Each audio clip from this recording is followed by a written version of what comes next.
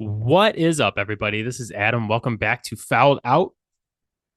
Matt and Clint are going to be joining me in just a moment to break down the first week and kind of a chaotic week of NBA free agency. Lots of trades, lots of signings to talk about, lots of moves. And then the drill for the next couple weeks.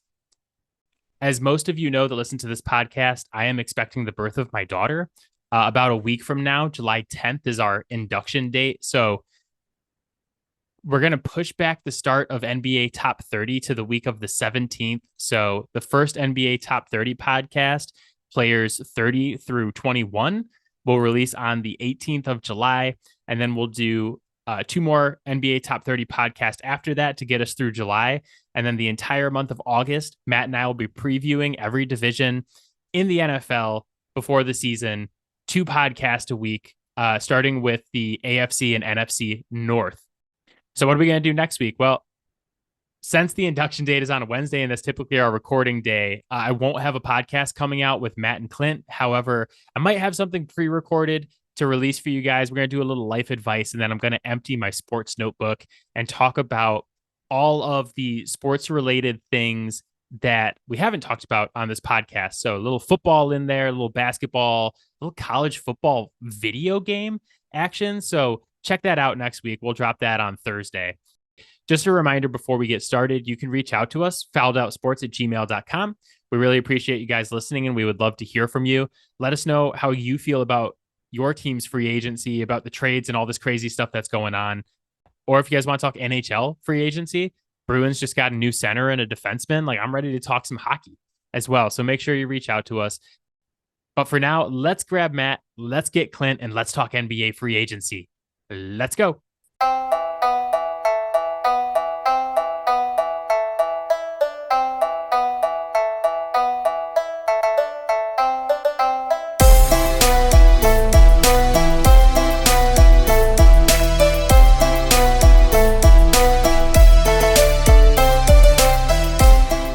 All right, Matt and Clint are here.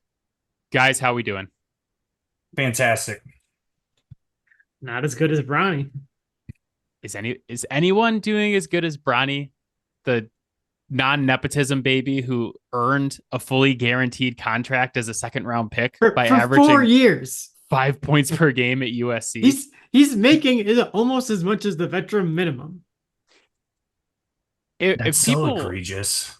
I know we've had there's been all this free agency moves, like lots of signings. There's been lots of trades. There's been all sorts of stuff going on. And our text thread has almost 100% consisted of making fun of Bronny and the Lakers. Like, not only for the complete failure that their free agency period has been so far, but also all of the fake stuff around Bronny getting drafted and all of the narrative that his dad and Clutch Sports are trying to craft around this. Like, I'm usually not on the LeBron James hate train, but this is an all-time. The narrative that they're trying to push here is just gaslighting everyone, essentially, because we can all literally see what's happening. They're like, oh no, he's earned all of this by never playing in the league. My absolute favorite part was during the draft. So he goes 55th in the second round. And when he gets drafted, the Lakers war room is celebrating like they didn't think they were going to get him. And they just got a steal. There's a video of his brother recording him at home, when he got drafted, and he's all excited. And then literally on the ESPN draft, broadcast, Bob Myers is like, oh yeah, well, Rich Paul's been going around the league telling every single team that if they draft Bronny, he's going to go play in Australia next year. After all these months of LeBron James and Rich Paul saying, we're not going to force anything, we're just going to let it play its course, blah, blah, blah. And for it to be all total bullshit. I think everybody saw through it for months, but to have it come full circle like this and just be in public domain is amazing. I mean, he earned it. He was born at the right time, baby. He got in just under the wire, so. He was the fastest sperm. He earned it. The whole Lakers offseason so far has been really bad. I mean, you hire JJ Redick, who we talked about last week, and then during the draft, they're releasing stories about like, oh, when they got Dalton Connect, JJ Redick instantly jumped out of his seat and started drawing up plays on the whiteboard, like thinking that that's going to get everybody to buy into this JJ Redick hire. And it just comes across as like kind of a cringy story of like, we're not playing basketball for like another 5 months. What are you doing? I think the JJ Redick hire wouldn't be as bad if like he had the opportunity to coach. Like I would have a hell of a lot more faith if I knew he was actually going to be running the show, but he's not. And like he does have like a brilliant basketball mind. If you sit and listen to him talk, like I think that he makes like a lot of salient points. However, when LeBron James is at the helm of the ship, like I don't know, like what are you gonna do? Blow the whistle for LeBron? Like that's essentially what it's gonna be. And it's such a shit show over there that like I can't imagine many players are going to want to go or end up there. Because it just seems like the since like the bubble, they've just been turning over mediocre players or players that are old. And I don't think that that's like the recipe for success. Yeah, I mean, this is the big thing about their offseason so far. We can sit here and make fun of the coaching hires and the tweets and all the information that's come out. But the real problem for them is that LeBron James opts out of his contract. He has a team option for this year. He opts out and tells the team, I am willing to take a pay cut if you guys can bring in a high level playmaker or some kind of like star, some kind of help. And the Lakers just strike out at every single turn. You know, the big one that they thought they could bring in was Klay Thompson because his dad played there. His dad's an announcer there, and the Warriors clearly didn't want him back. They can't get him. They can't get Chris Paul. They basically can't get anybody because nobody's interested in going there. And LeBron has to come back and he signs for a 2-year max. And then the story comes out today that LeBron might take like $1 or $2 million less than the max so that the team can stay under the second apron. I'm like, am I supposed to be impressed by that? A billionaire taking $1 or $2 million less so that the team doesn't have to go to absolute financial hell for the next 4 seasons? I feel like it has the aura of when Tom Brady did it, but Tom Brady actually committed to it. And like LeBron did not, like categorically. I So it's like a veiled attempt at garnering like positive publicity, but it's like you're a fucking asshole. Like there's not really another way to like go around it. well, and I think like the huge difference here is that players wanted to play with Tom Brady because they knew what they would win with him, Oh, right? for sure, yeah. And he he took his shit seriously, and in the public eye, he didn't really fuck around. Like that, there wasn't a whole lot of like media drama with him most of his career. Yeah, I would The agree with that. players don't like LeBron in the NBA the way that people think they do. And we know that by all the reports that came out during the bubble because of the way that he was putting pressure on all these other guys. Yeah, he's got a lot of power in the NBA, so like the public image has kind of recovered from that a little bit, but like we've seen the results. Nobody wants to go play with him. The big difference with Tom Brady was that he took pay cuts his entire career Yeah. in New Yeah. England to give them more flexibility to make the team better, not waiting until your very last couple seasons where you're desperate to get back into the playoffs and be like, oh, okay, now I'm going to take a pay cut. Like I'll Yeah. take less money to bring guys in. And like I think LeBron would have taken a pay cut if they would have got Klay Thompson or something. But it's just like you guys are saying, it just goes to prove that nobody wants to play with him and nobody wants to get in this absolute clown car that is the LA Lakers in 2024. So I'm gonna eat some crow here. Klay Thompson definitely didn't bounce back like I was hoping he would. If I were him, I don't know what the Golden State Warriors offered him, but I would have taken less money to stay there. But I mean, you're going to Dallas, dude. Like, why would you want to get on that fucking clown car? I think you were right about the Klay Thompson bounce back. I think you were just a year too early. I think next year with Dallas is the Klay Thompson bounce back. And I think it's kind of a perfect scenario for him to be the number 3 guy somewhere and not Yep. have the amount of reliance on him that Warriors offense needs to have. Hmm. I, the big thing with Klay. So I like the move for Klay to go to Dallas. I really like it Yeah. both for Dallas and for Klay Thompson. I think we're going to get revenge Klay next season. And when we talked about the distressed assets a couple weeks ago, you could make the argument that they missed the playoffs last year. The Warriors do.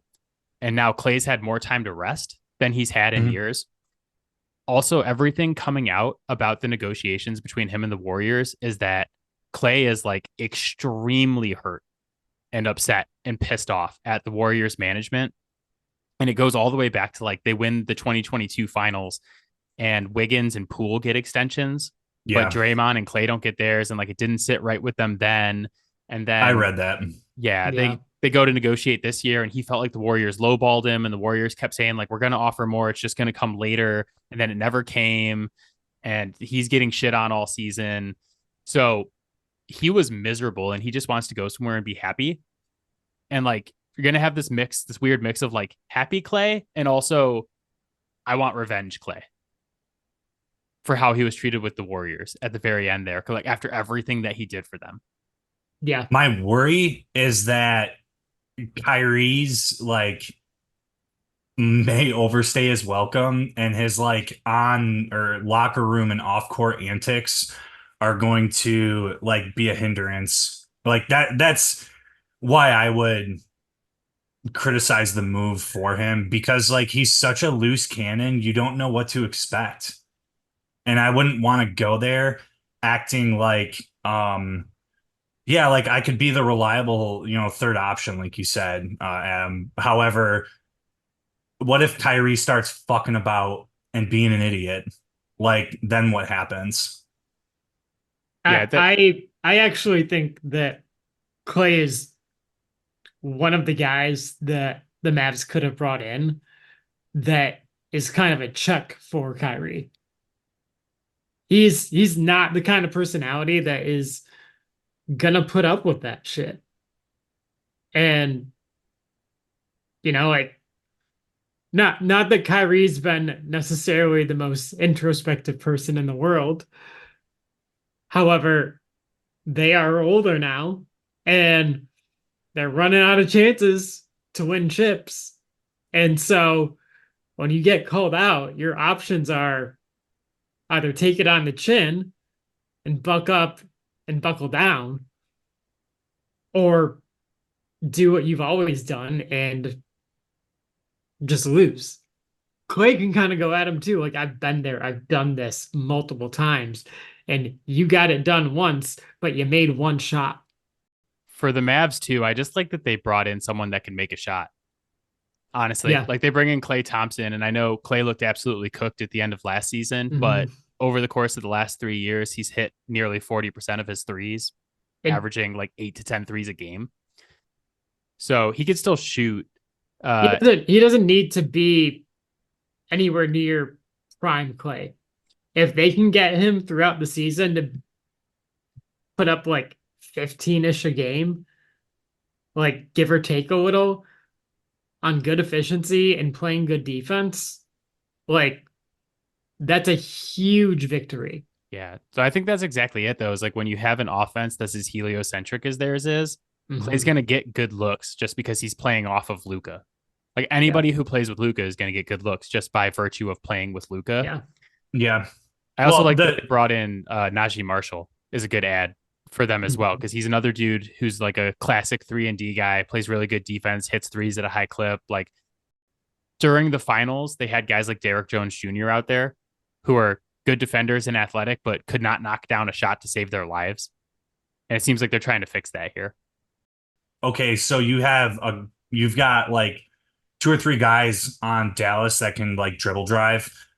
And it's like, well, is Klay going to hang back and be a little more tentative due to his injuries and like not crash boards and that kind of stuff? Like, is the offense going to become stagnant because he doesn't move as well as he used to? And like those are questions that like were totally valid in Golden State too, but I think the difference there is you had a pretty homogenous group of people because they've been playing together so long, and now Clay's coming into a completely different system, completely different rules. And one of the things that I would say, Matt, not to um I think I'm gonna push back a little bit on like the Clay stuff because like Kyrie Irving is definitely like the second top dog in that locker room, and I don't know how well it would reflect on him if he just came in and started being like, Kyrie, you're fucking stupid. Like, get it together. I mean, I'm not saying right off the bat, but when he starts fucking Yeah. around doing the dumb shit that he does, yeah, like he absolutely has the cachet to do it because Oh yeah. everybody knows what Kyrie is. I don't care that he's the second top dog there. Like they all saw just how much he didn't perform in a lot of those finals games. And like it doesn't cut it. You got to do something different. Yeah. Does everybody know what Kyrie is? Because people around the league fucking love that guy. Like everybody loves Kyrie. It doesn't matter how he performs, you know? So I do think like Klay coming in though and being like, hi, these are my 4 championship rings. Yeah. The rest of you have like one combined, like talking about the big players on that team. Mhm. So like he knows more than anybody what it takes to get to the top of the mountain and keep winning it. You know, it takes building a super team with Kevin Durant and Steph Curry.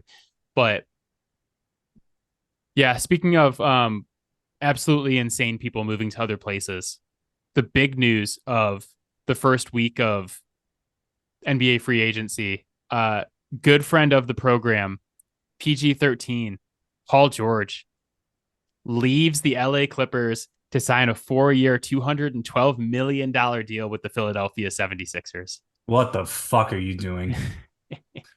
I like want to renounce my Sixers fandom that I've had for so long. However, like I can't bring myself to get rid of my Iverson jerseys that are at my parents' house still. So unfortunately, I'm gonna still be on this ride with them, but not super stoked.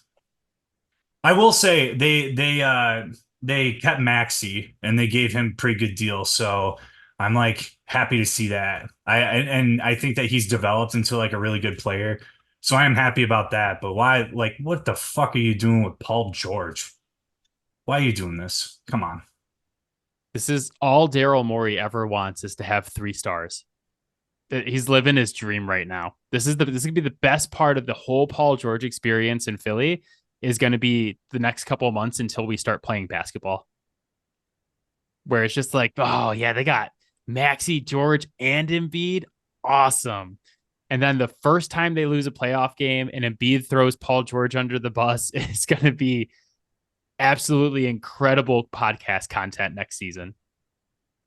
I'm here for it. Like for me, for Philly, honestly, it doesn't really move the needle for me. I think the destiny of Philly is just always the destiny of Philly is that their Yeah. ceiling is they're going to lose in the second round every year. And I don't know if there's any player that you could put with Joel Embiid that would make me feel differently about that. They're just like, yeah, we got Luka Doncic and Joel Embiid. And I'm like, that's a second round loss team. Hate to tell you guys this. I feel like Joel's a black hole for like productivity where like his numbers might look really good, but he's not good enough at the things that are important in the NBA's game, like currently, to be able to lift them from that like mediocre position and losing it in the second round. Because like their offense runs kind of through him. And when you're running your offense through like a 4 or 5, it's just slow. And that's not how you gotta play today's NBA. Like you can't bruise them down. It's not doable. This is what I would liken this to. You're camping, okay? You got like your fire ring. Everything is set up really well. There's enough like room for like oxygen to get in, and you can't get your fucking little tinder thing started. And then you do, and it starts to go up, but then like the flame isn't sustained, and then it just burns out because you didn't have enough shit around it to catch like the big stuff on fire. Like that's Philly for the last 10 fucking years. Yeah, I liken the Joel Embiid experience to someone who burns down an entire forest and then doesn't accept accountability for it. They're just Okay, like, yeah, that's no, fair that too. they're like, that wasn't Yeah. my fault. And they're like, dude, it was clearly your fault. And he's like, no, Ben Simmons did it. You were the only one in the forest. I generally try not to get into the like, okay, well, like, you've been here and you guys keep flaming out in the second round. But like, when you're the one pointing fingers every single year and you're the only common denominator, yeah, you're the problem. I, Here's the real question, Matt. If a tree falls in the forest, who is Joel Embiid gonna blame it on? He's still gonna blame it on Ben Simmons. Rightfully so. That guy I can get, pound sand. this is going to be the most amazing podcast next year is when Joel Embiid comes out and blames Paul George for the 76ers not being successful. Because, like, I don't know what Paul George thinks is happening here. And I honestly think that he took this deal because he was so pissed off at the Clippers, which I want to talk about in a sec, that he didn't really think this through and think about, like, you were with the second team in LA. Like, LA is a Lakers city. Nobody really cares about the Clippers. You were the second banana to Kawhi, so nobody's really criticizing you in the first place. And now you are going somewhere where the smallest thing is going to get you absolutely eviscerated by the media. Joel Embiid, who's beloved there, is going to throw you to the wolves the first chance that he gets. Like, Paul George is going to be absolutely miserable Mm-hmm. in Philly. He's never played anywhere where the spotlight was really on him before. Like, Indiana's a small market. OKC is Russ's team and also a small market. The Clippers, like I just said, nobody cares about the Clippers except for like Billy Crystal and Will Ferrell. So this is a whole new level of scrutiny for him where if he is not amazing right away, he is going to get absolutely eviscerated every single day. And Yeah, nobody's going to help him. Like, so I think it's interesting for Philly to bring in that kind of personality and that kind of person. And looking at their cap space and like what their options were, I get it from that perspective. But the part I really thought was interesting was the LA side, because we've been waiting for an NBA team to stand up to a superstar for years now. Mhm. Like, every single superstar that whines and wants to get out and you got to trade me to this location, you know, it pretty much happens. I mean, Dame is a little bit of an exception where he demanded to get traded to Miami and he got traded somewhere else. We see that a little bit. Like, Kawhi wanted to get traded to the Lakers and he got traded to Toronto. But we've never really seen a team stand up to a superstar and just be like, no. And it's interesting that LA decided to make this the hill that they were going to die on, where Paul George was asking for a 4-year deal and the Clippers said, no, we'll give you 3. And Paul George's like, okay, if you don't give me 4, I'm leaving. And the Clippers said, fine, leave. They didn't want to give him 1 more year so badly that they let him leave for nothing. And Well, like they that, had to sign James Harden again. but you could have done both. They were willing to give him 3 years.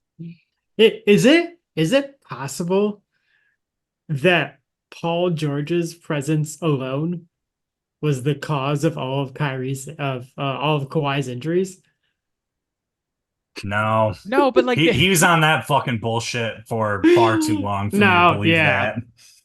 but that's the No, thing that's that so memer. that started back in San Antonio. the thing that's so confusing to me though is like you were willing to give him a max for 3, but you're just like the 4th year is where we draw the line. You absolutely cannot have that. Is it because like their cap situation in the 4th year of his deal would be much worse off than what it would be without it? They wanted to, I think, line it up with Kawhi's Yeah. contract. Well, so Oh, okay.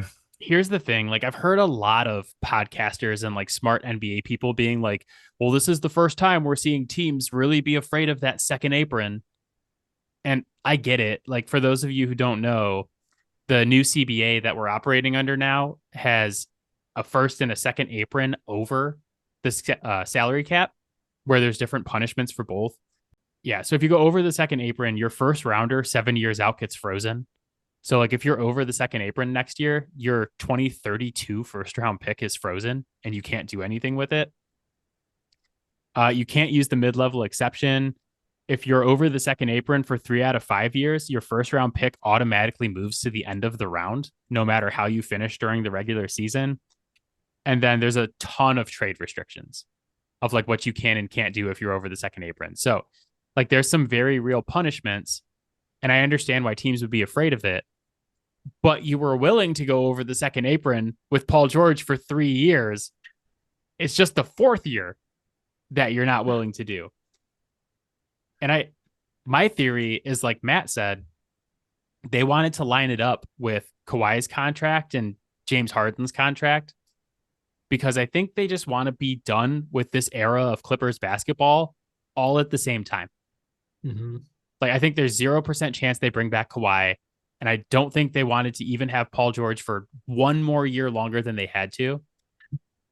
Because this era has been a completely unmitigated disaster from the moment that they traded Shai Gilgeous-Alexander and all those picks to the Thunder to kick this off.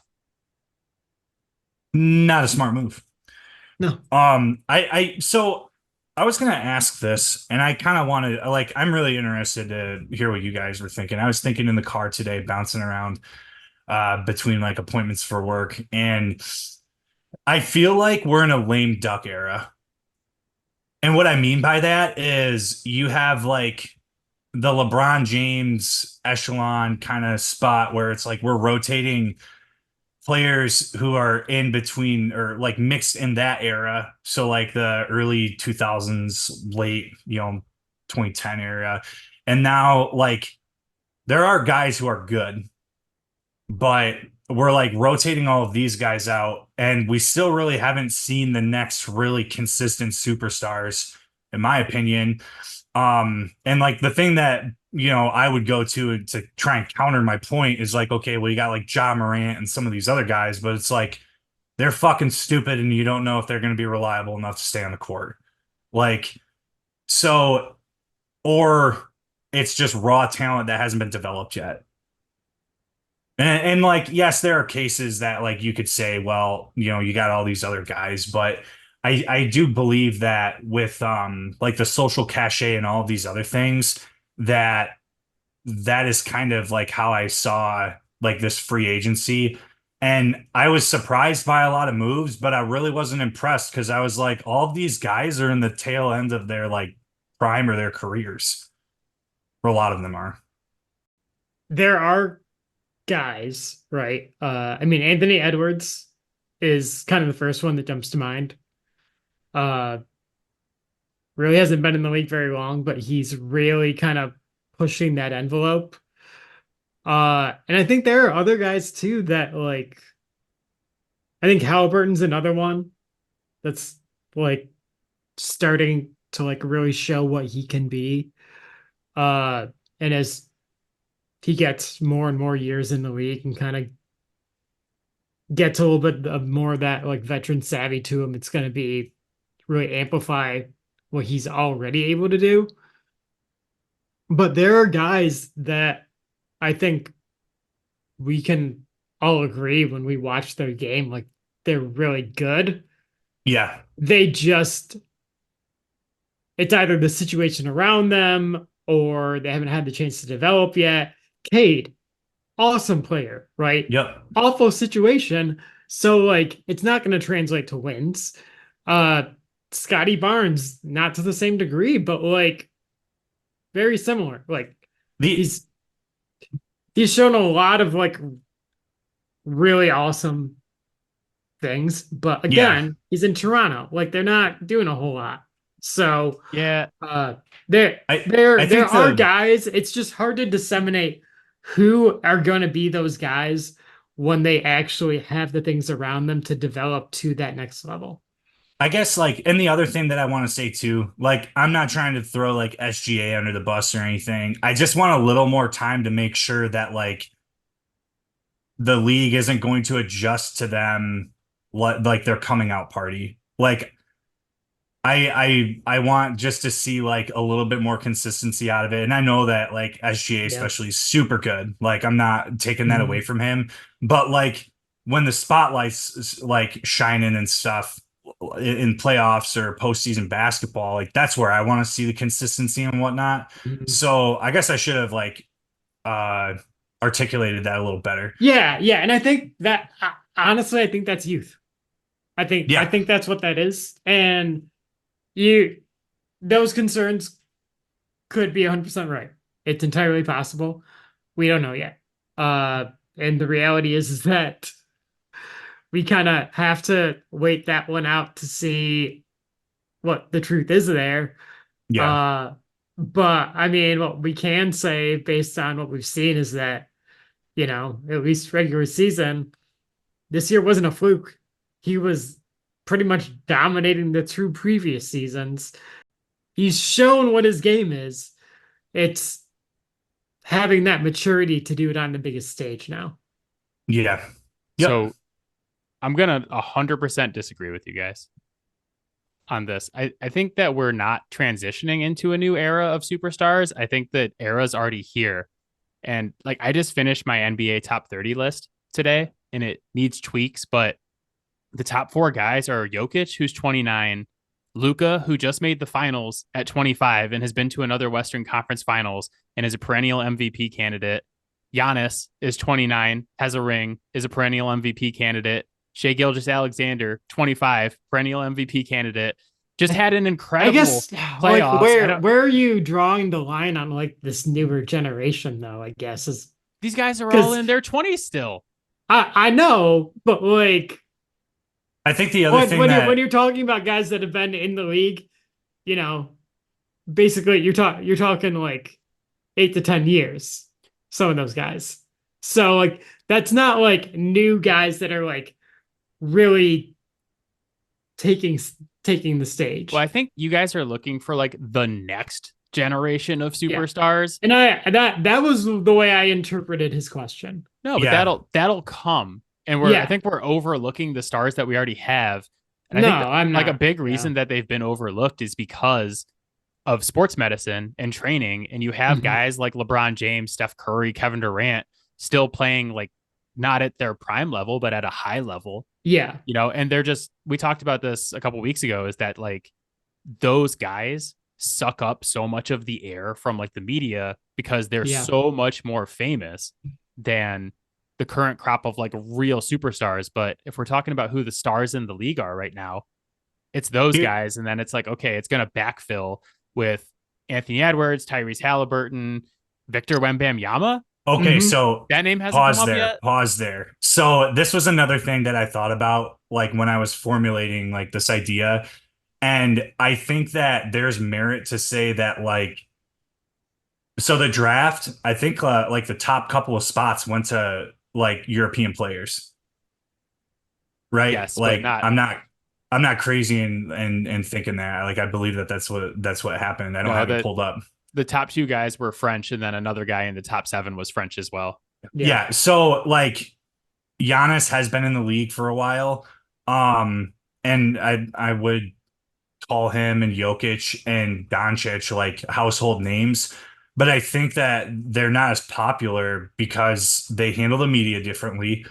The culturally, it's just like there's a different attitude around it. I think the person who tries to exercise that stuff as much as like an American player would is probably Luca. And I don't even know how like on the nose that would be. But as far like there's a lot of stuff that's happening where like talent from the States isn't coming up and like we don't get to Mhm. watch French basketball. So it's hard for me to get like excited about a lot of these guys until like they're beating everyone's ass at the highest level. And then it's like, well, where did this guy come from? But yeah, I Adam, I do believe like yes, I will concede your point that I think that like the mindset around it is probably a little distorted.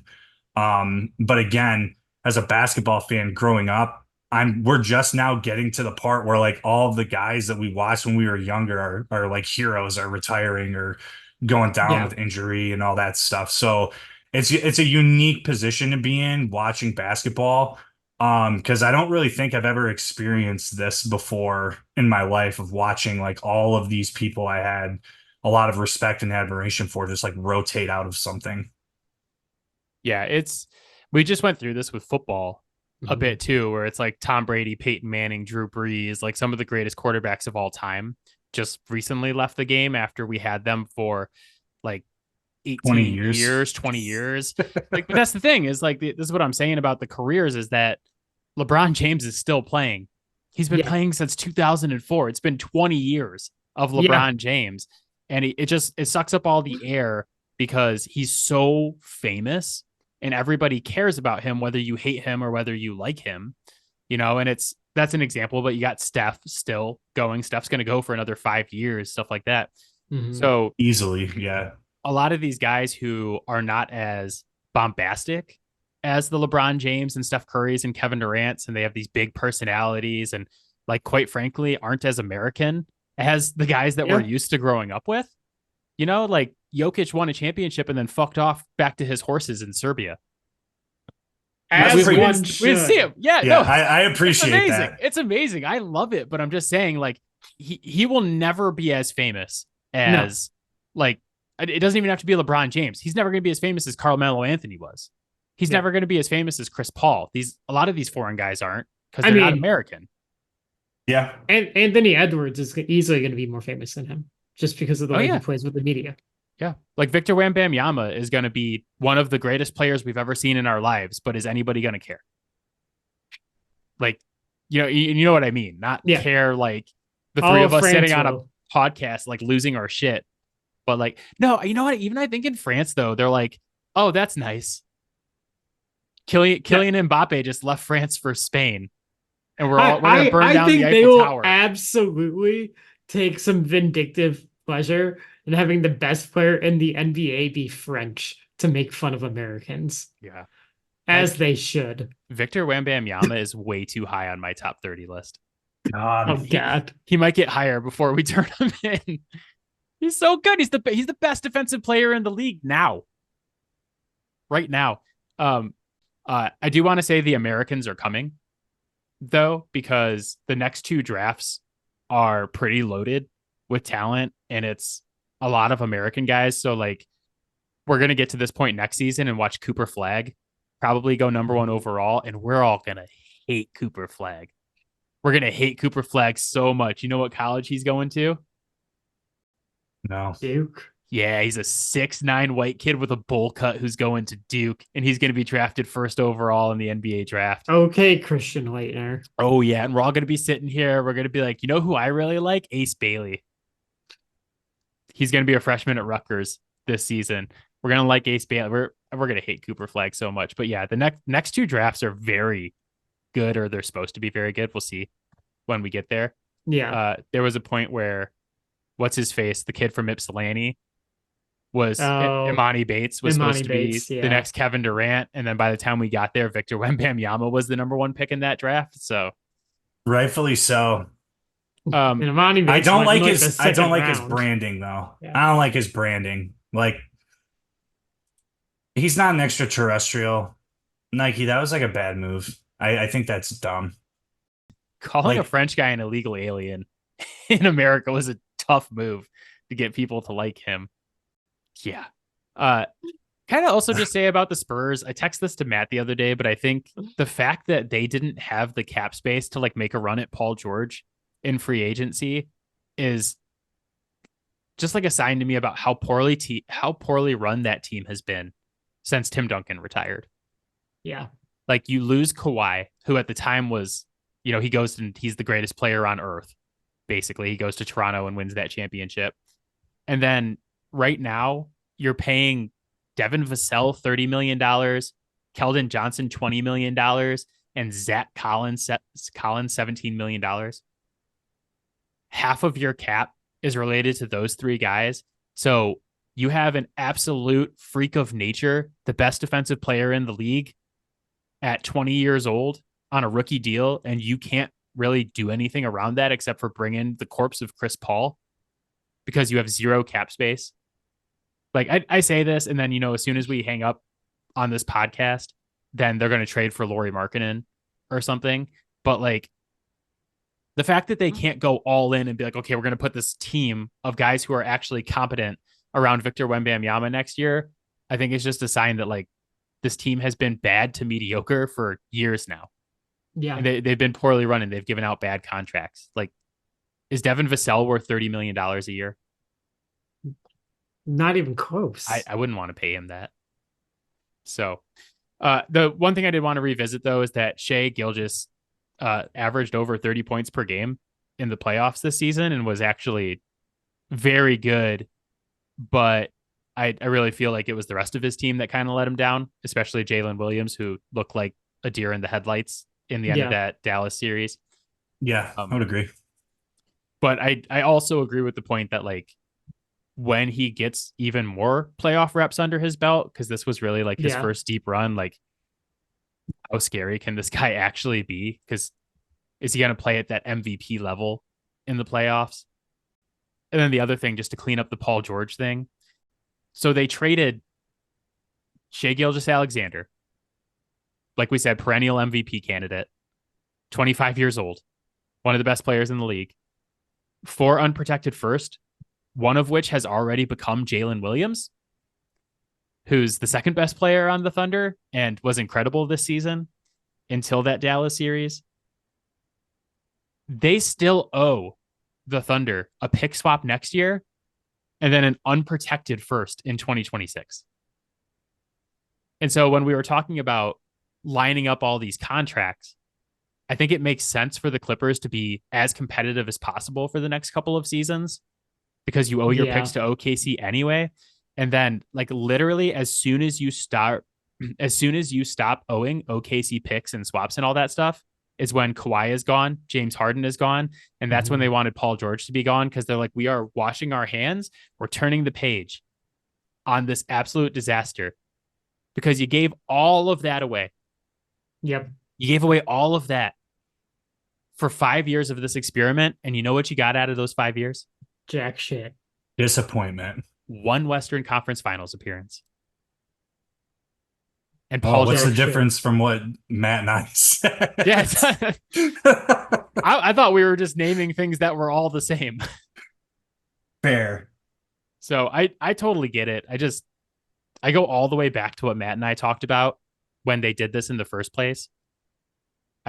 I understand why they did it, right? Because Kawhi's coming off that run with Toronto. He's the best player in the world. You're thinking if we have Kawhi Leonard, we're an automatic championship contender. The first sign of disaster was that Kawhi Leonard could have picked any running mate in the entire NBA. Because that trade package that I just mentioned, you could have got almost literally anybody at that point. Yeah.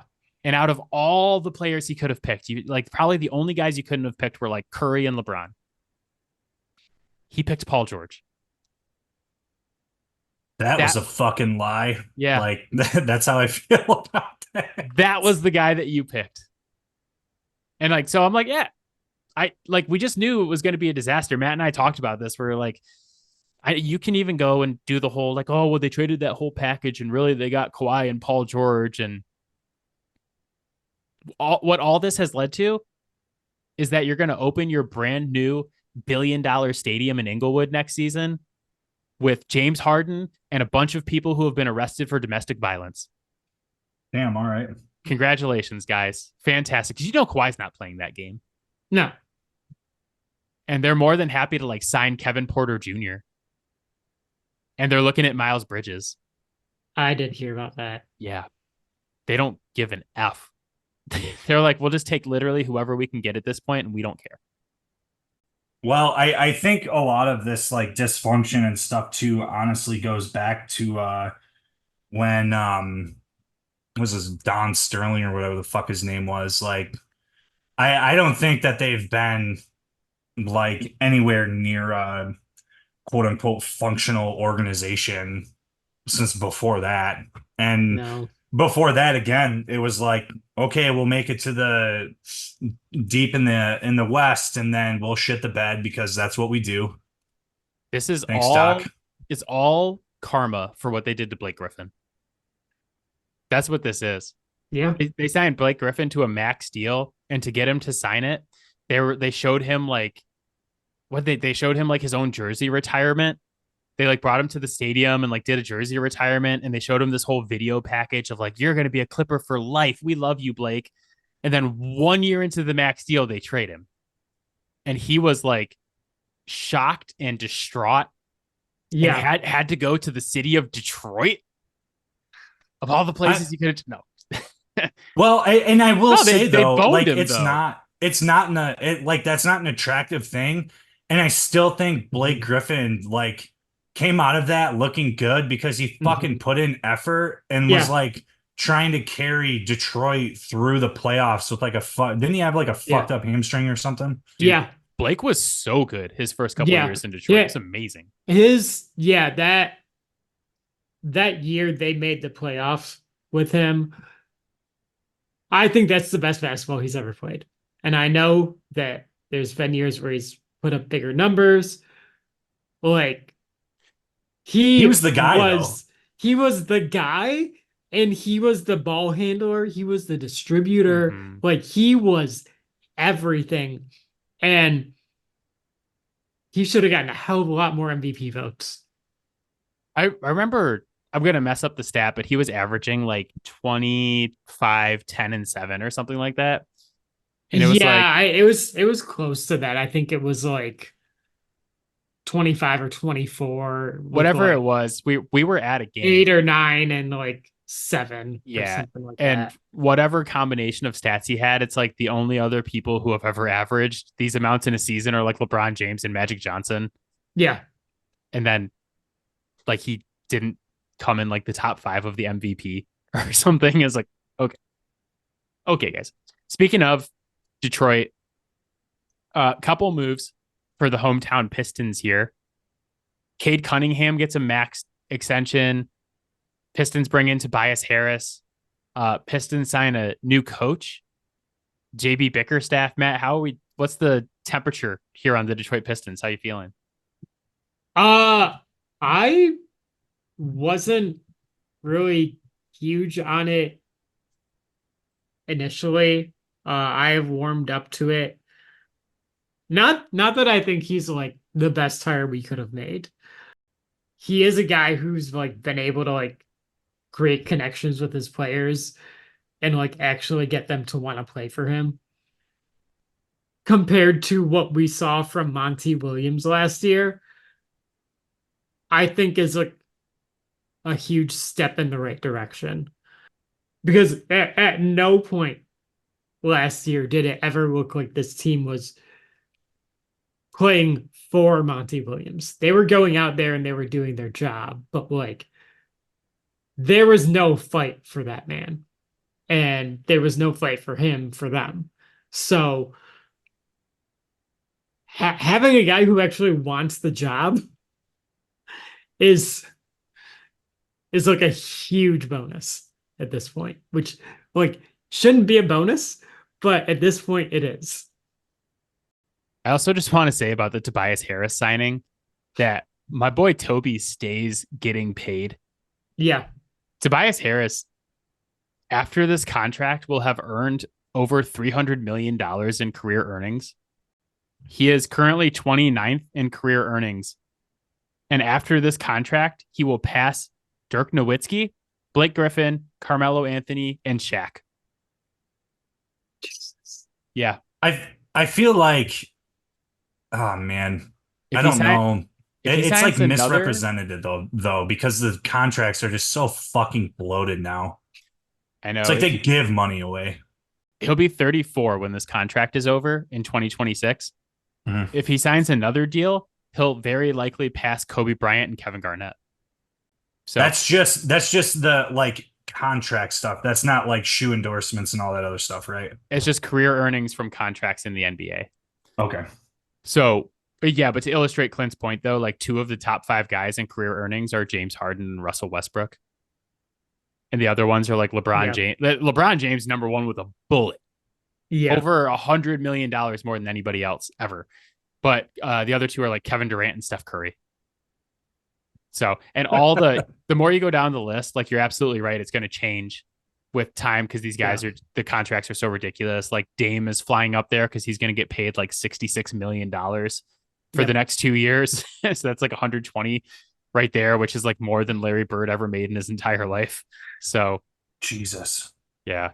I was looking at this earlier, like not to hurt Matt's feelings, but I was looking at Cade Cunningham and I was like, man, Cade has played 138 games in 3 seasons, and he is one of the worst perimeter defenders in the entire league right now.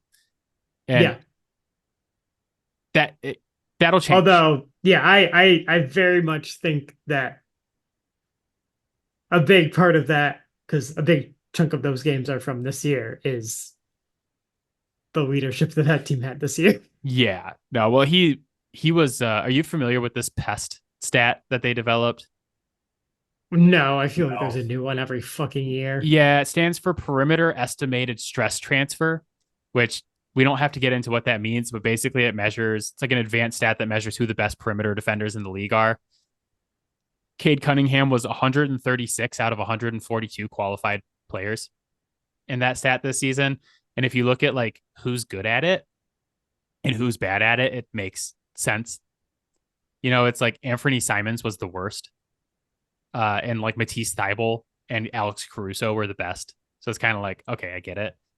Uh, but it just made me think like, I'm not saying this about Cade Cunningham, but I was just thinking about who the worst players ever are to get max contracts. And so I like did some digging to see like, okay, who's the worst guy that ever signed a max? Does anybody have any guesses? Did Charlie Villanueva ever sign a max deal? He did not. This guy is Okay. maybe worse than Charlie Villanueva. No. Is there one in the league right now?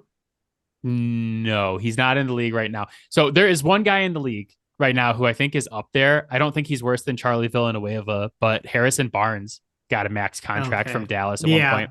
But that's not who I'm thinking I of. was trying to think if Ben Simmons ever got one. I think I don't think so. I he's don't on think he some did. massive deal. No, Yeah. the player, and Matt's gonna love this.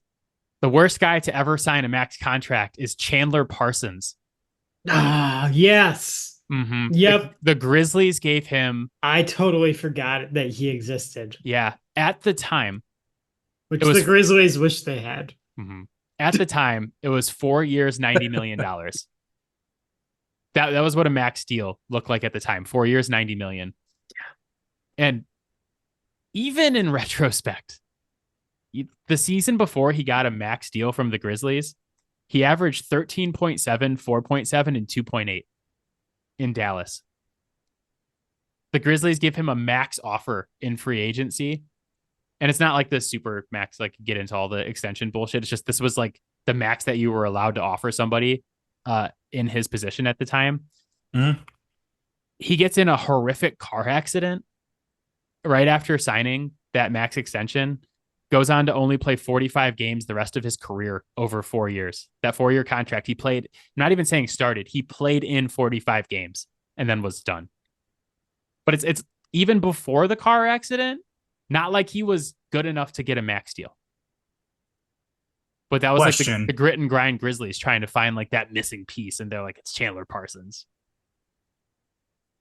Hindsight. Is Timothy Mozgov's contract worse than that one? Even It, though it's not a max deal. I think he I went to the think, Lakers for some stupid amount of money.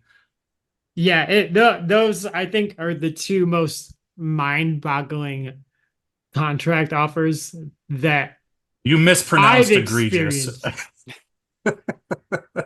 No, Two things can be true. the worst contract in the league right now is very clearly Zach LaVine.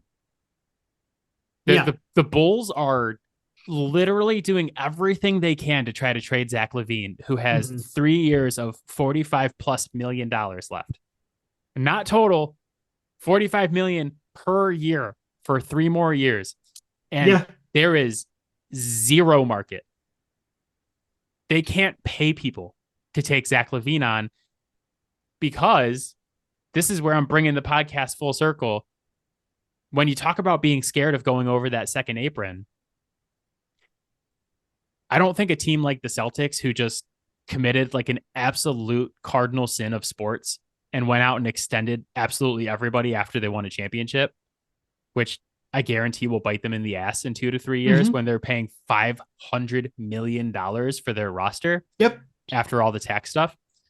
And I want to come back to that in a sec. But like when you're talking about being scared of the apron, the guys I'm scared to take on is Zach LaVine, who I got to pay $45 million to, who might not play. Like I'm not going over the second apron for that, but I will go over the second apron for like my championship team.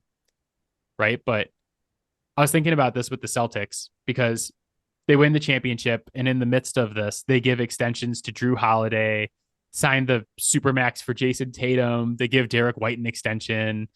You know, they got an extension with Porzingis done earlier this year. In 2018, the Boston Red Sox dominated the MLB. Best season in Red Sox history. They go on to win the championship easily over the Dodgers. And then Dave Dombrowski, who was our general manager at the time, goes out and gives extensions to everybody. He's like, you guys just won the championship. Steve Pierce, here's an extension. Nathan Eovaldi, here you go. Chris Sale, $25 million a year, no problem. Everybody gets an extension. They fire Dave Dombrowski shortly after. And then the team completely falls apart and it's an absolute mess 6 years later still. And they end up having to trade away Mookie Betts because our ownership sucks and won't pay the bill. But every group gets to the point where the bill is not worth it anymore. And with all of the penalties that the Celtics are going to have to pay in the next couple of years, like, yeah, cool. Next year is great. We're going to be returning champs. We're bringing the band back together. The season after that, due to the repeater stuff, that roster is going to cost $500 million. Mm-hmm. And you're even like the owners right now are like, hey, we won a championship. We extended everybody. We're selling the team. Yeah. Someone else is going to pay that $500 million bill in 2 years. And honestly, wouldn't surprise me if nobody wants to pay it and they get to the point where it's like, okay, we got to break up Brown and Tatum. Yeah. The idea there with extending everyone is like, we just won the championship. Let's bring everyone back because we won the championship. Right? We got to bring back the same team. The problem with that is that you're bringing back the same team and everybody else's goal is to get better. Like, yeah, that's the problem. But on top of all the financial stuff that you just stated. Do you guys see a team right now? It's July 3rd. So obviously things can change before the season. Do you see anybody who is going to beat the Celtics next season? I mean, there's a number of teams that theoretically could beat the Celtics next year if they are fully healthy. I think the Denver Nuggets have a good shot at it. I think there's a lot of teams that are trying to put stuff together that all have fatal flaws right now.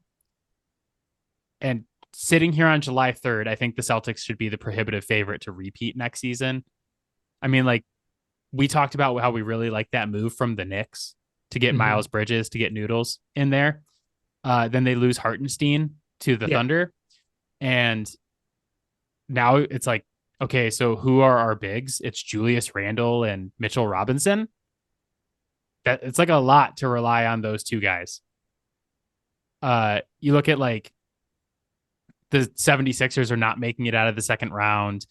The Bucks, you know, we'll see. They definitely don't think they've gotten better unless that story about Dame being out of shape last season is true and he comes back in good condition. Mm-hmm. You know, we'll see in the West. Like, I think a lot of people are going to look at this first week of free agency and be like, dude, the Thunder just got Hartenstein and Alex Caruso and got rid of Josh Giddey. Like, they should be the favorites next season. But I still think that Thunder team, like, no matter what else they do, unless they bring in like some massive piece, they got to find out who their number two guy is going to be to lead them to a championship. Yeah. Right? Like, yeah. And I don't think they do that to SGA. Like, they are a small market team. And from my understanding or just how I've seen things, they're pretty good to the guys that have, like, you know, stuck around with them for a little while. And I think they want SGA to be their marquee player. But yeah, like the number two guy, trying to figure that out is going to be important. but I think that that could be something that happens quietly at the beginning of the season, and then out of nowhere, we're just like, well, look at the cast of people that's around Shea. Yeah. No, and it's going to be a team effort again. Like going back to my dad's point of like, you guys always talk about the stars, and not enough about the team. Like the Mhm. Thunder are going to be super deep and very good next season. Yep. But I just watched Jalen Williams shit himself against the Dallas Mavericks, and either he needs to step up or Chet Holmgren needs to take that spot as the number 2 guy, assuming that they don't go out and make the big deal to bring in like a running mate for Shea. Chad just needs to put fucking weight on. Like that's his issue. I think Chet's going to be in a way better position next season with Hartenstein out there with him. I fucking Yeah. hope so. Yeah. Yeah. Like they're going to be better. They're going to be better for sure. I mean, the Yeah. Wolves, I don't think the Wolves have gotten better this offseason. The KCP thing with him leaving Denver for Orlando is, I just feel like that move is a lose, lose, lose Yeah. for everybody. Like It's baffling, like for sure. it's so confusing because like Denver loses a critical piece they can't replace in a spot up shooter and a pretty good defender. Orlando brings in a guy who's not really what they needed. Like it's going to help them to have a shooter, but really they needed someone like Malik Monk who can create instant offense. Yeah. And KCP is not a creator. He's not a guy who's going to create his own shot. So you're still going to be stuck in the mud a bit there next season. And then KCP, why would you leave Jokic for the same amount of money Yeah, in the same and amount? Like, what the fuck? yeah, like why would you leave that? Like those two guys alone, I would be like, stick me in between them. I'll be the cheese in that fucking sandwich, coach. Wait, Like, people got to remember that KCP is the guy who, after disappointing for 4 years in Detroit, was leaving Detroit expecting to get a max deal. Yeah. Like he these, loves him some KCP yeah. And then went on to win And 2 championships. rats. Yeah. yeah, I mean, hey, pays to be in the right place at the right time.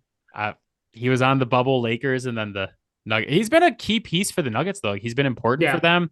So I Well, hate that for everybody involved. and like what I said is actually like literally what he's done, right? Because what he is for those teams is he's a spot up shooter.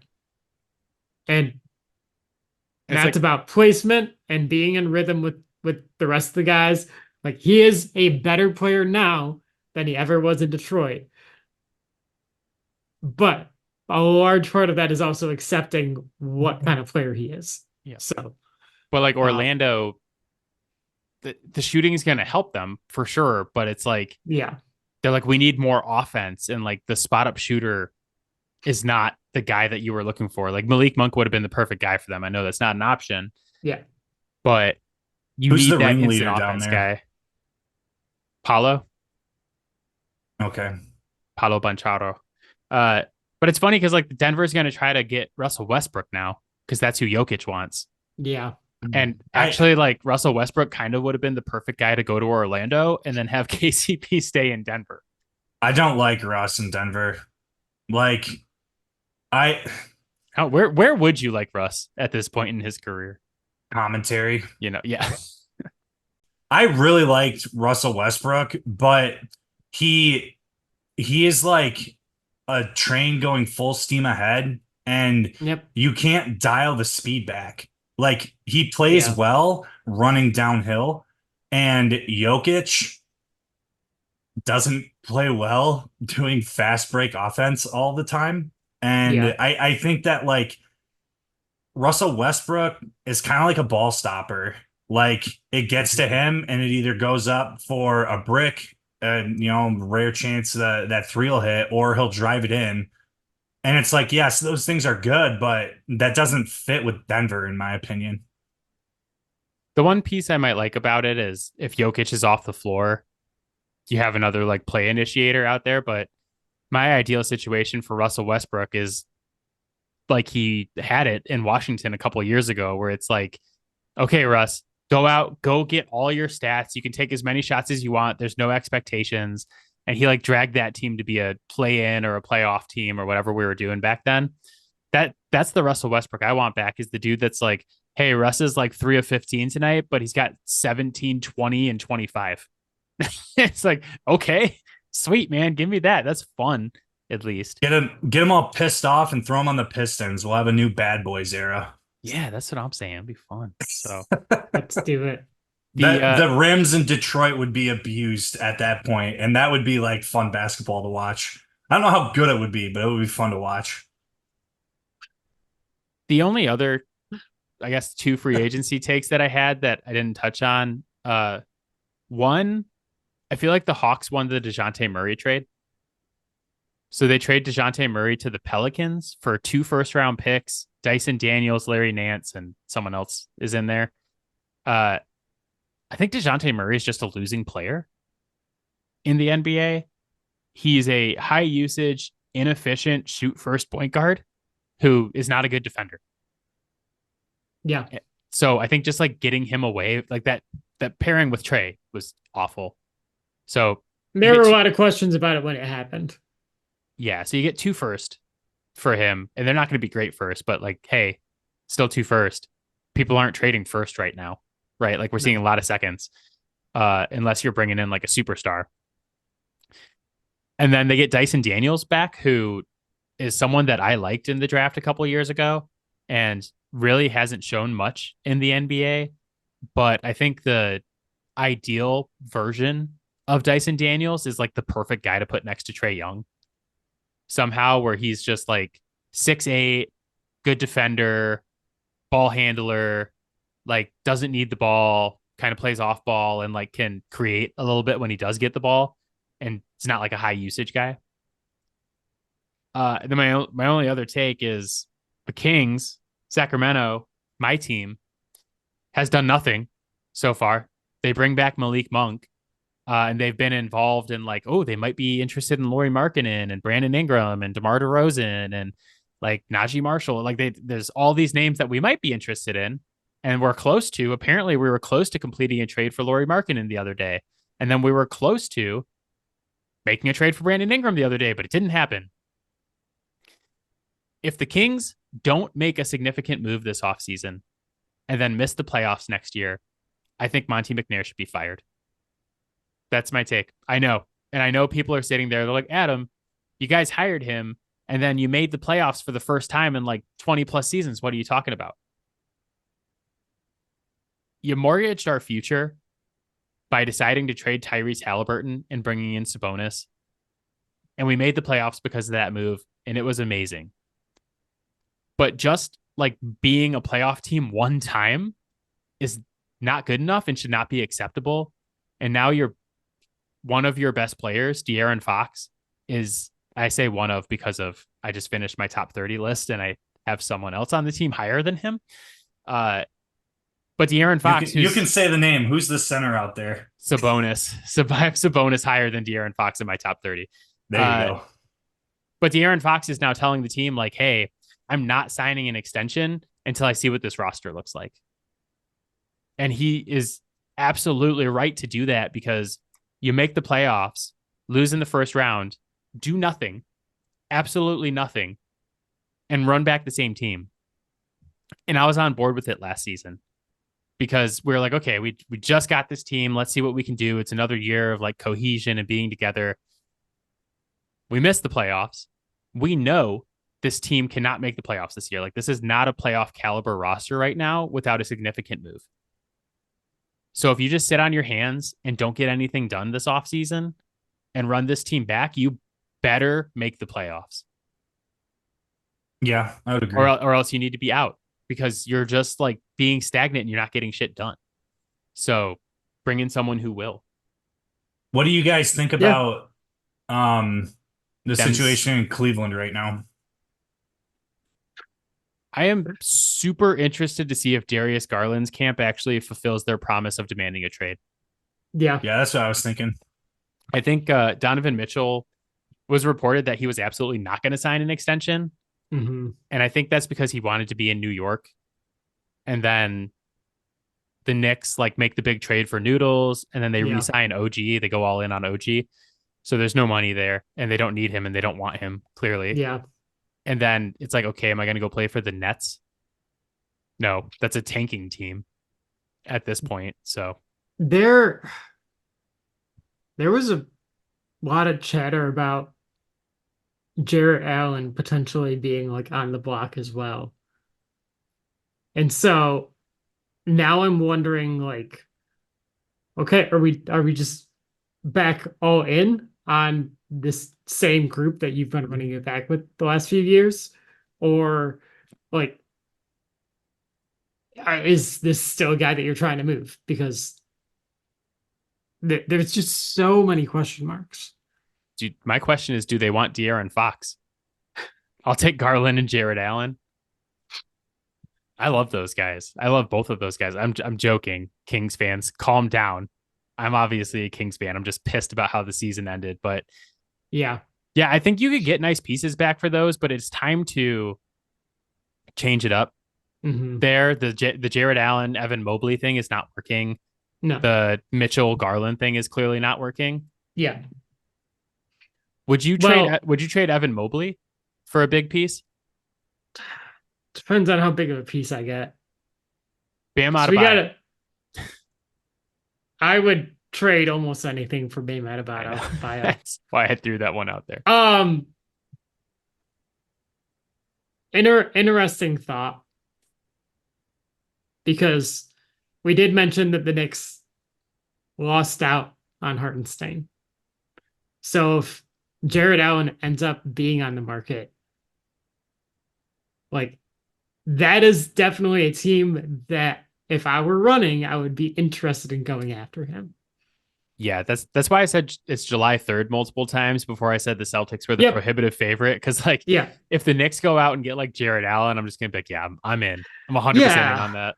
Well, in fairness to the Knicks, like that's probably not the only option out there. I mean, I feel like Atlanta's been trying to move Clint Capella forever, and he would at least be something that they could use in that spot. Obviously, in no way replacing the offense that Hartenstein can produce, but would provide a presence that they don't have.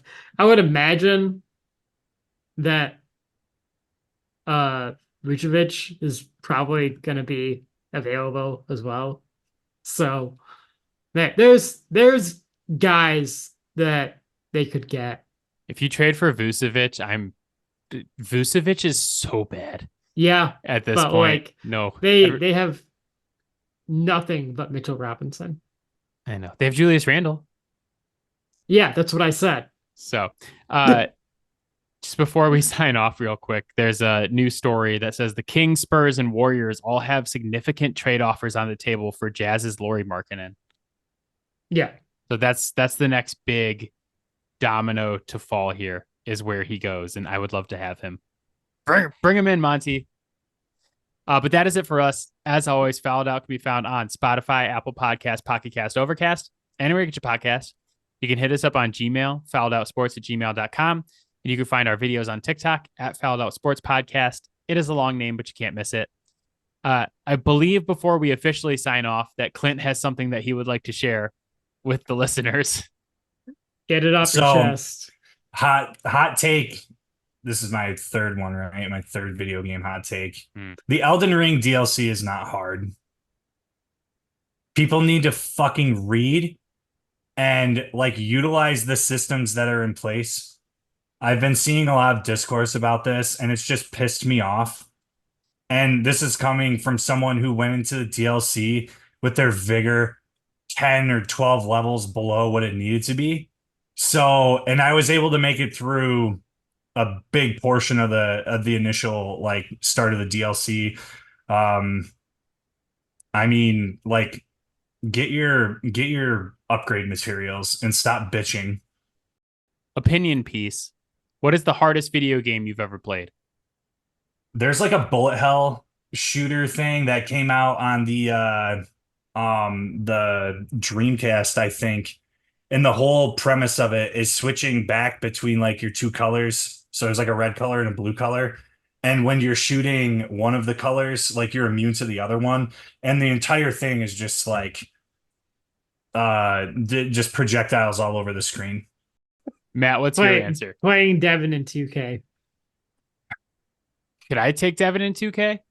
Devin's fucking good. Like you might, but like you need Dwayne Wade to get hot. I need Spencer Hawes. Marshall's No, really you good. probably could. I also like. No, I'm like I haven't I'm seriously retired. played 2K in a very long time, so. Yeah, But I'm no, retired, but Devin's legit good. oh, I'm retired, but at my peak, I was a really good 2K player. Mine's Super Meat Boy. You guys ever played Super Meat Boy? It's Yeah. fucking hard. But all right, so the drill for the rest of the podcast next couple of weeks, NBA Top 30 players 30 through 21 is going to come out July 18th. Right now, tentatively scheduled because my wife and I are having a baby next week. Babies. And then 3 straight weeks of NBA Top 30. And then we go into the first full week of August where Matt and I will be breaking down every NFL division, 2 podcasts a week until we get to the NFL season, starting with the AFC and the NFC North. Matt, I already started writing down all of my narratives. That's one of the big things we go over is like, what is like the big story of this division for this season? I got some bangers for you. I'm like super excited to get into it. But until then, enjoy regular season baseball. We got the knockout stage of Euro coming back this weekend. That's been pretty fun. Don't fuck this up. Don't fuck this up. The Olympics Nope. are coming up. I'm missing. Clint's telling me I'm missing something. Caitlin Clark is must-see TV. Fucking WNBA. Come on. Angel Reese just set the record for most consecutive double-doubles in WNBA history with 10. Man. So, but all right. Thank you guys for being here. Thank you, everybody, for listening. We'll see you soon. Yep. Bye, guys. Congratulations. Bye, guys. Thank you. Bye, Robin.